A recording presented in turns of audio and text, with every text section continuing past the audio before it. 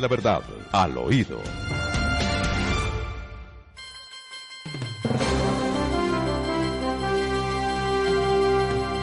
Bueno, queridos amigos, la Corte Suprema de Justicia nos va a inventar el país de los anónimos.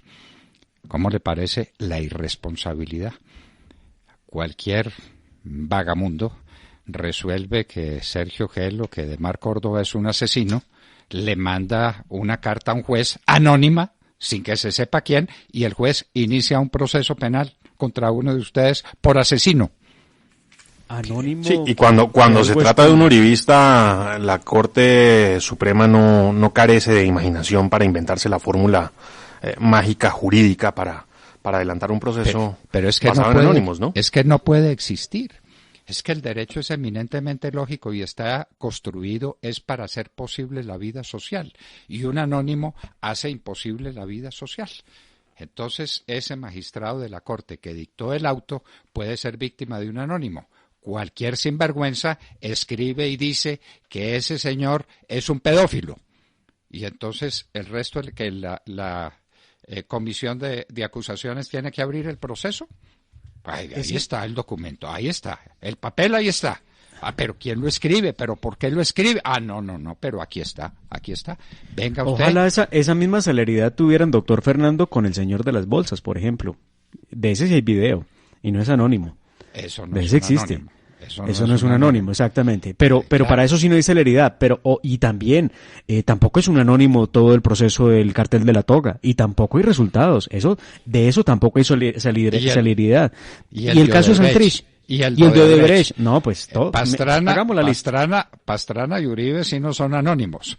Presentan la cara, hablan en público, escriben, se presentan ante la sociedad a través del trabajo de la periodista Vicky Dávila y dicen con toda claridad, me consta esto, sé esto, he recibido esta noticia específica de que Juan Manuel Santos se robó las elecciones recibiendo indebidamente una plata de una firma que repartió coimas por todo el continente. Es que además, mire usted de dónde vienen las cosas, ¿no?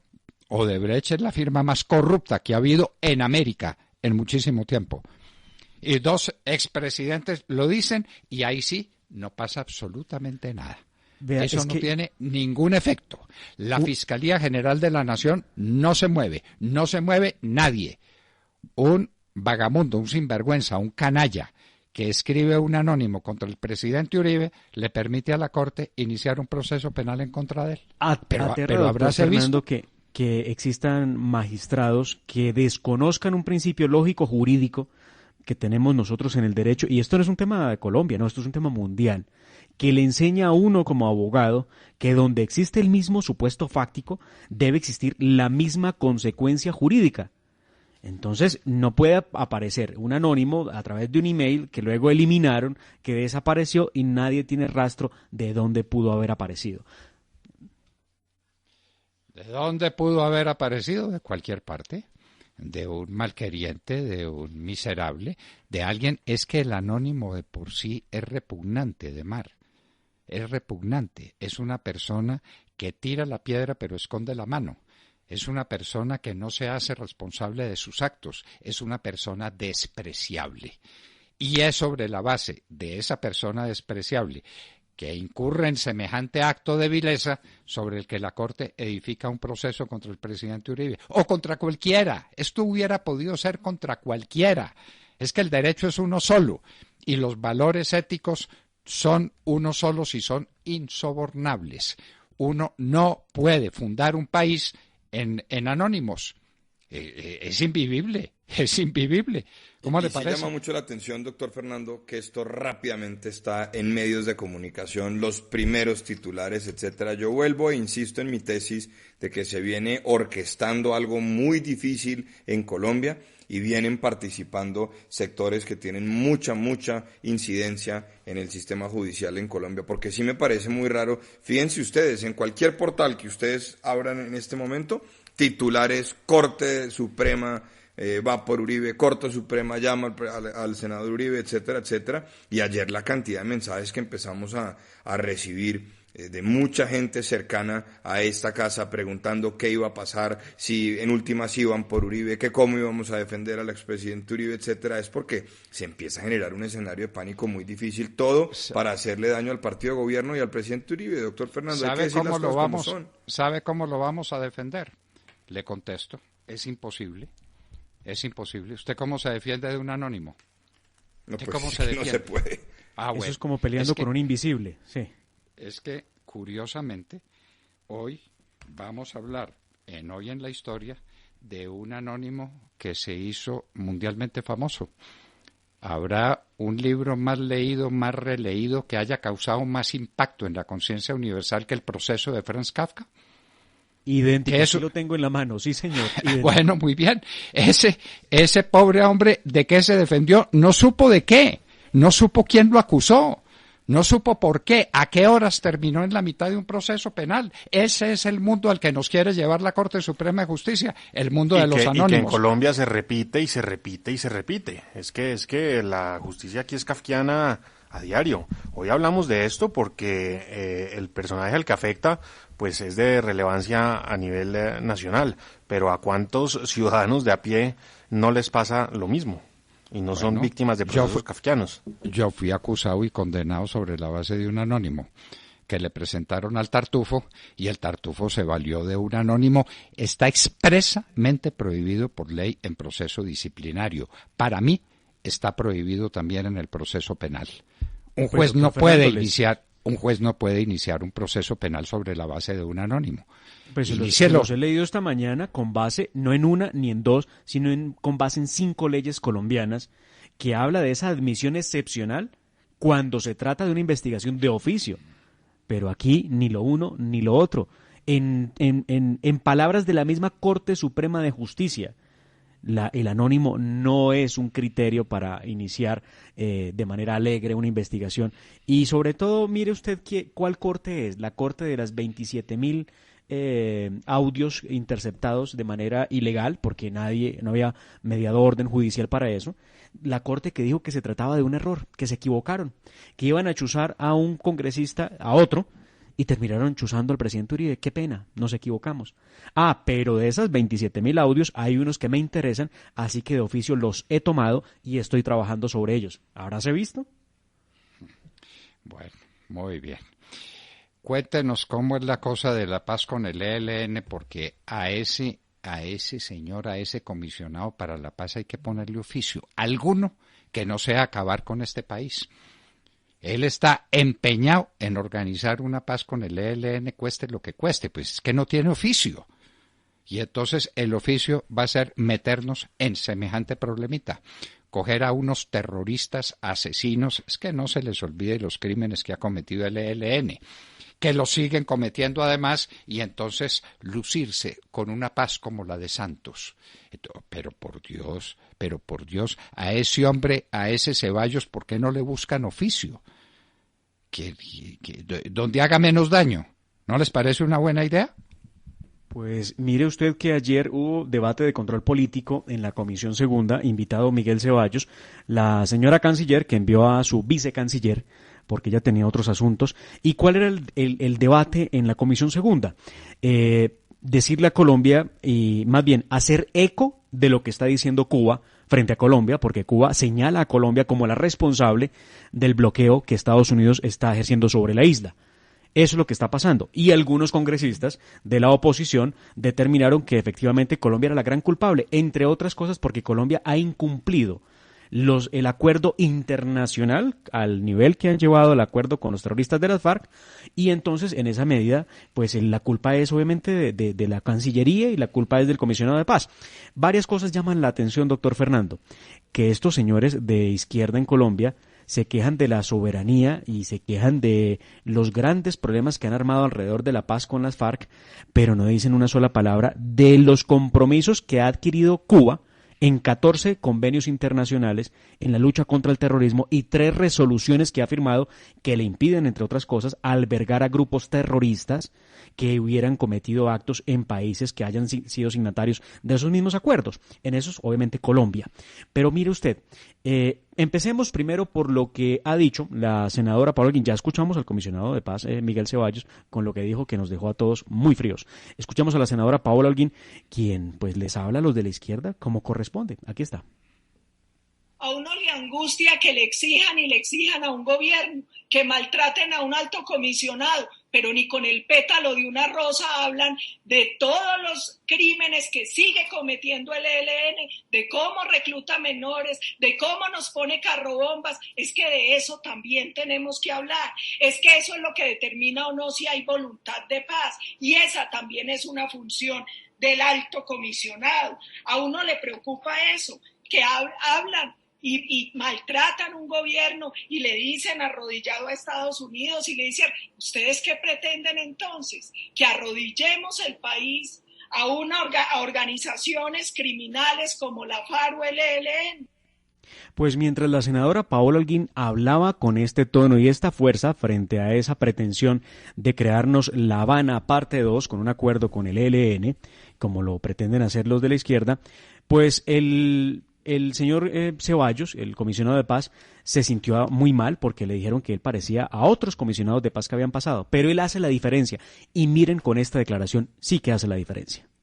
Ustedes conocen muy bien la historia, este país no ha llegado nunca a nada con el ELN, desafortunadamente esperamos nosotros sí llegar a algo y por eso queremos insistirle a ese grupo que tome en serio la posibilidad de una paz, pero una paz real, una paz que nos permita pasar la página de la violencia. Tampoco yo me puedo sentar con el ELN a decirles, hombre, aquí vamos a conversar durante unos tantos meses mientras ustedes siguen reclutando menores. Eso el comisionado de paz sí va por una paz real con el ELN, doctor Fernando, Santiago, Sergio. Así que entonces no entiendo para qué piden en extradición al Comando Central en Cuba, para qué arman todo este lío si en el fondo lo que quieren es sentarse a hablar de paz con la guerrilla del ELN. Y no lo digo yo, creo que ustedes lo escucharon y creo que está claro, ¿o no? Y mire, Demar, eso pasa cuando hay unos nombramientos de personas que realmente no saben qué es lo que van a hacer. A Miguel Ceballos lo habían nombrado en un primer momento alto comisionado para la legalidad, pero resulta, les cuento aquí al oído, que como ese cargo no existía y el cargo que existía era el cargo de alto comisionado para la paz, y entonces tenían que presentar una nueva reforma, pues un nuevo proyecto de ley al Congreso y demás, entonces finalmente lo nombran alto comisionado para la paz y pues en esto vamos, porque su función inicialmente iba a ser apoyar al presidente en esto de la cultura de la legalidad y pues ya vamos en que hay que lograr una paz real con el ELN. Yo les pregunto a ustedes, y con mucho respeto por todos, yo no estoy aquí criticando al uno o al otro, pero yo les pregunto, ¿nosotros votamos en junio de 2018 por una paz con el ELN? ¿Nosotros votamos en octubre de 2016 por una paz con el ELN? Porque a lo mejor fue que yo me lo perdí. Seguramente nos lo perdimos todos. Es que ese bultico estaba por ahí oculto. Nadie lo había mencionado y lo sacaron no sé de dónde. Demar, se habrá hecho la historia de cuántos procesos de paz se ensayaron